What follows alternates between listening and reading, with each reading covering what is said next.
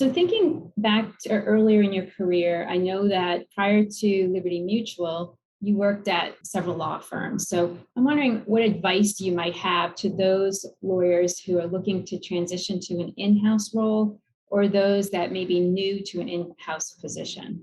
Thanks for the question. I think it's interesting because not all lawyers that come from firms in-house succeed. Part of it is just a fundamental shift of understanding your place in the organization.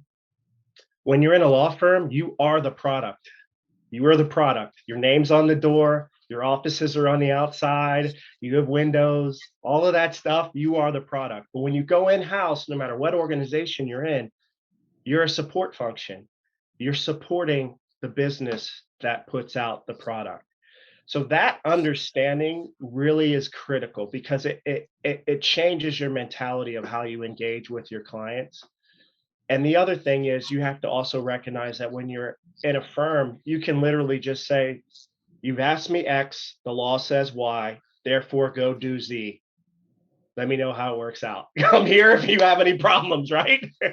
But in in-house, it's the law says X, right? Therefore, we must do Y, and I have to help you get to Z, right? So in some ways, we're, as a legal department, we're a crossing guard. We're not the police that run around and tell people they've done things wrong and, we're going to hold you up. But if you're trying to get from A to Z, my job as a lawyer in-house is to help you get there in the safest way possible. So maybe, and I'll mix metaphors, maybe we don't fly, maybe we take the train, right? Maybe we don't drive, maybe we get there another way, but our job is to help you get there safely. And if you think about the risk, lawyers almost always think of downside risk, especially in an insurance company. We always think there's a risk, we'll get sued, a regulator will not like what we do, something will go wrong. Business people think of risk as upside and downside risk, especially investments people. Like they expose capital to risk, upside and downside risk. So understanding when you sit at a table that your perspective as a lawyer is just one of many perspectives. And it's a rare day, very rare day when we say we just can't do that. It's absolutely illegal. It's rare. It almost never happens. It's usually there's some risk, and make sure we understand those risks.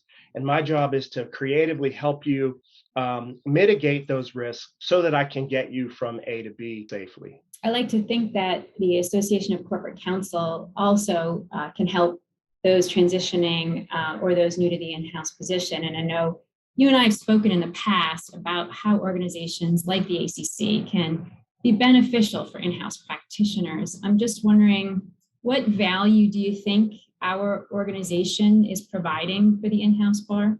Well, I think it provides tremendous value.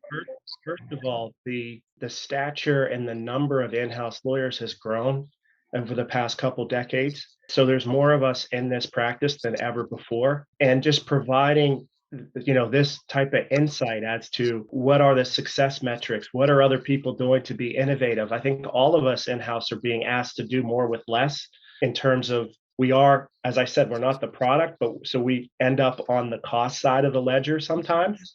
And understanding how to be more efficient in what we do is critical. And I love the different support tools that the organization puts out through videos and articles. And I know you guys do a newsletter, and all of that is very well read and people appreciate it. But just really shining a light on this practice and how different it is. It's not the same as being in a government practice setting or in a law firm. It's not a lawyer is a lawyer is a lawyer. There's some very different competencies that are critical in this to succeed in this type of setting. And I think that the organization is great at calling those out, teasing those out for people, and then providing tools to help people develop in those spaces.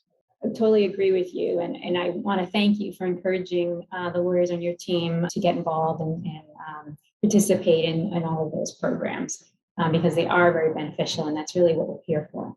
Well, Damon, it's been a pleasure talking with you today. I want to wish you all the best in this new role, and we're here to support you and your team. So thank you very much for joining us today. Thank you. It was a great opportunity. I always appreciate the ACC, and I appreciate the chance to speak. Thanks.